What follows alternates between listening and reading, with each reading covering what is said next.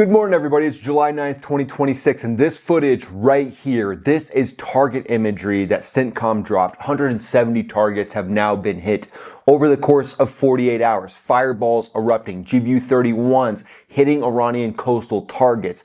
2 nights, 170 confirmed Iranian military targets hit. We don't have confirmed platforms yet, but this looks like it could be the work of F-15E Strike Eagles, F-16CJ Wild Weasels, F-18 Super Hornets blasting off the deck of the carriers in the region, and even Tomahawk cruise missiles taking it to the Iranian regime because they're striking commercial shipping when they said they wouldn't. Oh, imagine that. Iran going back on the deal. Yeah, we kind of knew this would happen, but now we're seeing the Trump administration basically say it's time to finish the job. CENTCOM is armed, ready to rock, and unloading right now on these Iranian targets. Iran launching Shahed kamikaze drones into apartment buildings, civilian locations, hotels, Bahrain, Kuwait, Qatar. This is their answer to these strikes. Not military bases. They say they might be targeting military bases, but they're targeting civilian neighborhoods, residential towers, international airports, while their negotiators on the phone calling for a deal. Trump's on Air Force One, and they're frantically calling,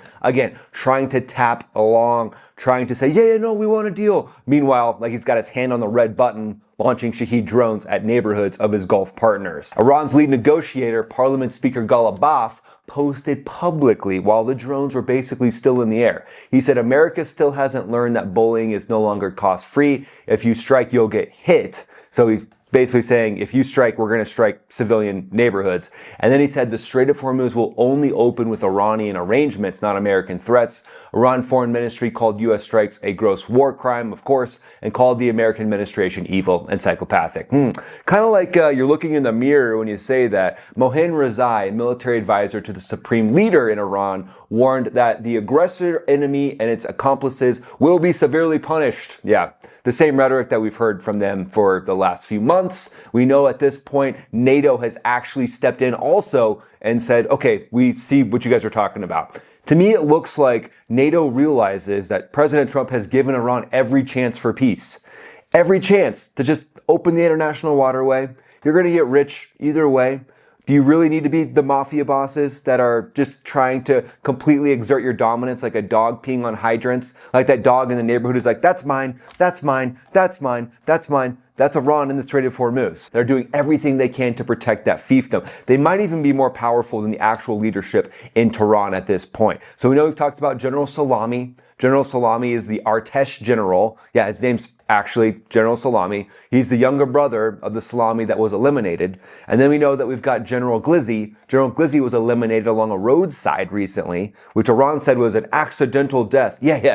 Yeah, Iran, definitely an accidental death. And then we've got a new general on the scene, General Pickle. Apparently, General Pickle found himself in a real pickle during these 170 strikes on IRGC headquarters, naval locations. He got sliced extremely thin and put on a delicious sandwich next to his buddy Salami. But basically, this is the most consequential 48-hour military exchange since February 28th. It's the biggest one. So we're going to break this all down and see where it goes from here. And then also we've got a global roundup section. So stay around for that. That's about 3/4 of the way through the video. At this point, it's pretty clear Iran felt lonely during the ceasefire. So now the 2,000-pound GBU-31 is making them feel satisfied in all the right spots.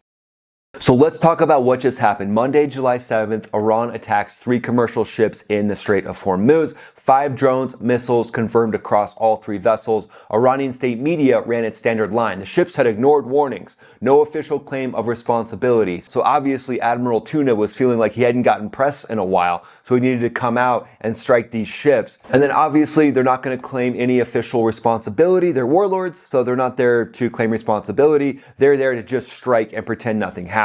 But at this point, CENTCOM's forward headquarters is going to strike back. They're going to strike back extremely hard and extremely decisively, and the U.S. Treasury simultaneously revoked the general license, allowing Iran to sell oil in a legitimate type of way. So Iran's only remaining revenue lifeline, worth billions per month, has been frozen yet again. And then CENTCOM on July 7th into the 8th hit 80 different targets. Night 2, July 8th to the 9th, bigger, 90 targets. The strike package expanded geographically to Iraq, Bandar Abbas, Konarak, Chabahar, Bushehr, and Al-Khala in northeastern Iran. Chabahar is Iran's only deep water port with access to the Indian Ocean, its only maritime outlet that bypasses the strait entirely. CENTCOM is not just defending the strait at this point, CENTCOM is methodically eliminating every naval option Iran possesses, one coastline city at a time. But it's a huge country. So night 1, 80 targets, night 2, 90 targets, but the Iranian rhetoric just gets louder and louder because we know the generals are all hardlining each other. It's a hardline measuring contest. Admiral Pickle, General Pita from the IRGC, they're trying to outdo each other. Admiral Pickle from the IRGC Navy is running out of fast attack boats, and he's finding himself in a pickle with no boats. So in the cockpit, there's no room for 2 p.m. energy crashes, no brain fog, no hesitation. Every decision matters. Every second counts. And that's why I built MaxAfterburnerEnergy.com. It's the first fighter pilot owned and operated energy drink company. I flew F-15Es in combat, F-16s on the Thunderbirds, so I know what staying in looks like and how to stay as dialed as possible and how important that is, not just in fighter jets, but in everyday life. And fighter jets don't have cup holders. So before every mission, during air shows or during combat, I'd chug an energy drink on the flight line, and the result was heartburn and a caffeine crash 30 minutes after takeoff at 30,000 feet. Not ideal.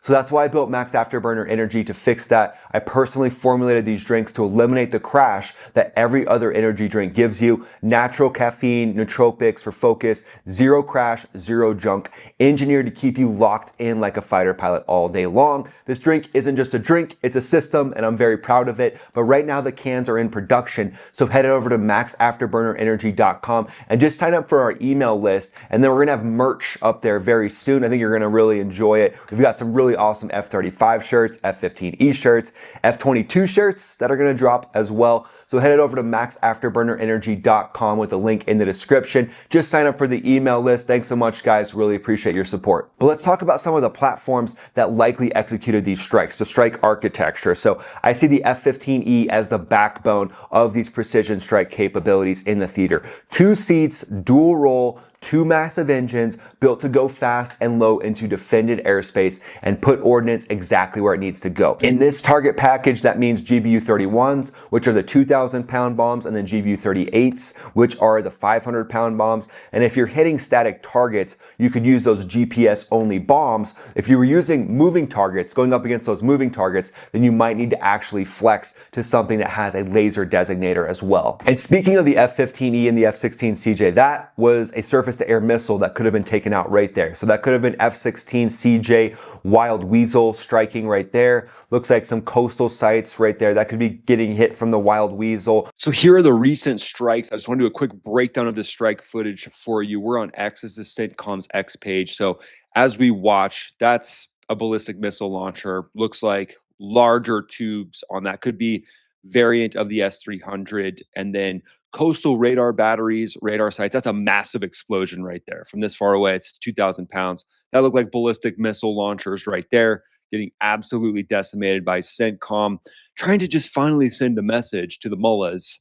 I don't know what they need. They need a carrier pigeon? No, it looks like they need a 500-pound bomb. These are drones, likely sitting there on the runway, likely close to Chabahar, are the reports that we're seeing. Massive explosion there. Looks like a 500-pounder or 2,000-pounder. Big explosions rocking the coastline. You can see the water in that frame right there on the right side. And then more drone launchers. Those look like drone launching capability there going bye-bye. Lots of their drones getting struck. And that looked like that could even be a Hellfire. So a lot of these strikes are happening on the different things that are targeting ships in the Strait of Hormuz. Looks like directed strikes. Again, this is a direct message to the IRGC generals that are probably in charge of the country at this point. And what's going to speak to the IRGC hardliners?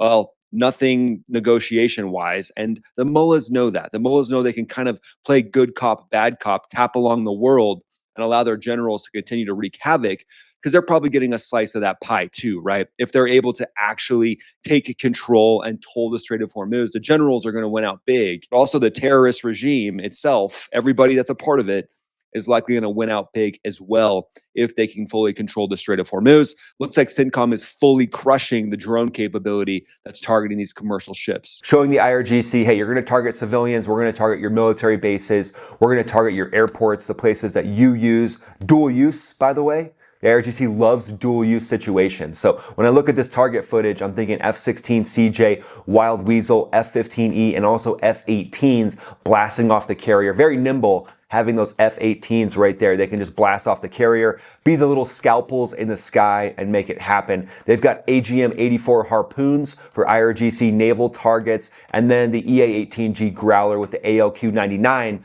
could be helping enable these strikes as well. And then you add in the Tomahawk cruise missile from Arleigh Burke-class destroyers, 1,000-pound warhead, 1,000-mile range, 100 feet off the deck, while Iran's radar is optimized for higher altitude threats. And then MQ-9s dispersed into the mix, hitting IRGC fast attack craft. And CENTCOM's official statement included words that should make every Iranian commander lose sleep. So basically the F-15E finds the target, Wild Weasel takes out the radar, Super Hornet closes the loop. This is a threesome that makes everybody at the party a little bit nervous.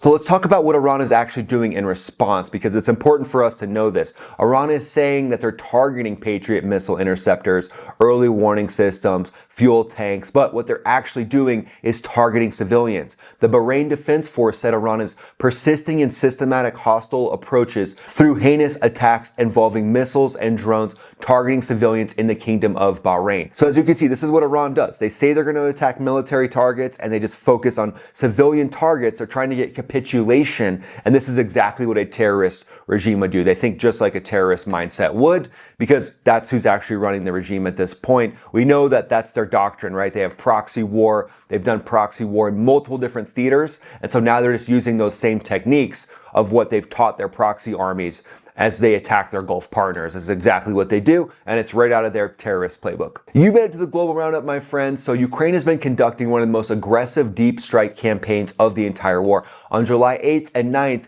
Ukrainian drones hit 3 Russian oil refineries. They set 2 oil tankers ablaze in the Sea of Azov and struck pipeline pumping stations in a wave of attacks stretching from the border regions all the way into the Ural Mountains, including a strike on the Omsk refinery. So as you can see, Ukraine is taking the gloves off, and they're releasing drone footage of those Russian oil tankers getting hit, and those tankers really have no defense. And that brings us to the 40 chess strategic analysis section, my friends. So President Trump declared the ceasefire was over. He did leave a door open though. At the NATO summit, he said, "I'm not sure I want to make a deal with them. Let's just finish the job." But then aboard Air Force One, he revealed that Iran called. Someone on the Iranian side contacted the US and said they wanted to make a deal so badly. He wouldn't say who, but this is the most important intelligence question on board right now. With Majabta Khamenei invisible for 130 days, that was the cardboard Ayatollah, who is actually controlling the trigger in Tehran right now. We don't really know. So the US can't really sign a ceasefire with a ghost. And right now, Iran's supreme leader is still a ghost. We don't know who's actually in charge. But the supreme leader being in charge, I don't think that's going to have a very long shelf life either. And then the economic pressure is being ramped back up with Iran not being able to legitimately sell their oil anymore, but they'll find a way to make money for at least the top people in the regime, right? As they sit in their golden palaces on their golden crappers, they're not going to suffer as much as the other people, the rest of the people, the free people in Iran will. So what do you guys think happens next? Do you think that we see the hostilities continue? 170 targets over 48 hours. This is pretty wild. Likely F-15Es, F-16s, F-18s, MQ-9s, taking the gloves off, throwing the whole kitchen sink at these targets again. Let me know where you guys think this conflict goes in the comments below. And then remember, head over to maxafterburnerenergy.com and sign up for the email list. It's totally free, and you'll be notified when we have energy drinks, merch, and we'll do a roundup throughout the week to make sure you don't miss any Max Afterburner content. Thanks so much for watching, guys. Really appreciate it. We'll see you in the next video. This is Ryan, also known as Max Afterburner, signing off. I could see like an IRGC Naval Command and Staff meeting. It's Admiral Tuna. He's like, meeting called to order at 0600, Agenda 1, strategic assessment of the last 48 hours. And then General Pita stands up and he's like, I would like to note that our original 60 fast attack boat fleet was actually sent in for repairs because there were a few scratches on them. And then Admiral Tuna's like, well, where are they right now? And he's like, well, we decided to put them at the bottom of the ocean so that they could be cleaned by fish. And then Admiral Tuna's like, genius. Yes, let the fish do the work. Yes, we're so innovative here at the IRGC.